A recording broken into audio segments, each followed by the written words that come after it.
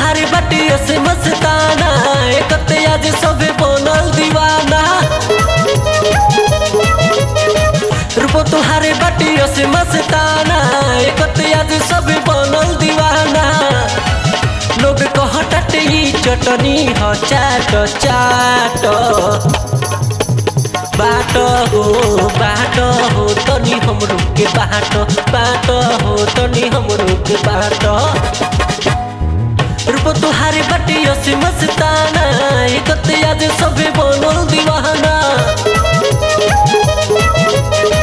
रूप तुहारी बाटी से मस्ताना एकते आज सब बनल दीवाना। लोग कहत ई चटनी ह चाट चाट बाट हो तनी हमरो के बाट हो तनी हमरो के बाट।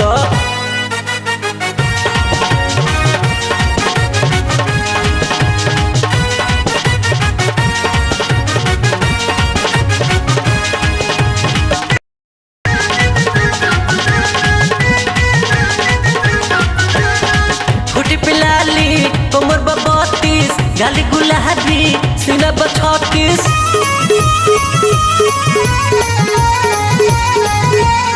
ओ होठों पे लाली कमर 32 गाली गुलाबी सीना 36।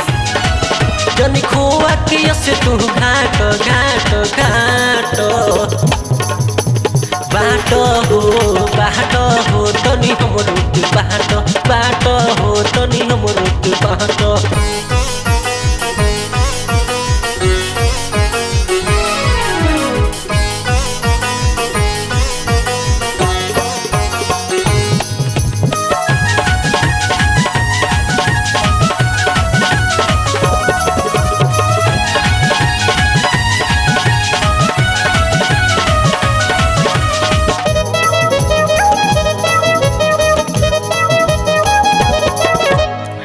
ऐसे जानी देखाओ नखरा अब हो सट हमर पंजरा।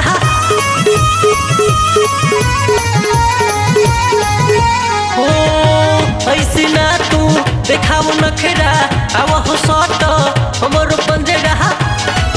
तनी छतिया से अपना साट साट साट बाट हो तनी हमरो के बाट हो तनी हमरो के बाट।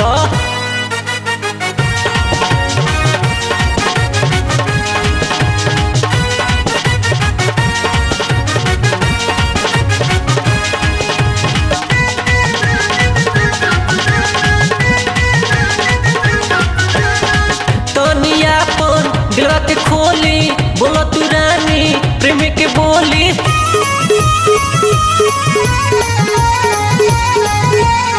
हो तनी अपन दिलवा के खोली बोलो तू रानी प्रेम के बोली।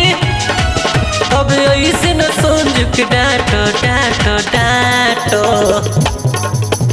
बाट हो तनी हमरो के बाट हो तनी हमरो के बाट। रूप तुहारी बाटी से मस्ताना एकते आज सब बनल दीवाना। रूप तुहारी बाटी से मस्ताना एकते आज सब बनल दीवाना। लोग कहत ई चटनी ह चाट चाट बाट हो तनी हमरो के बाट हो तनी हमरो के बाट हो तनी हमरो के बाट हो तनी हमरो के बाट हो तनी हमरो के बाट ना।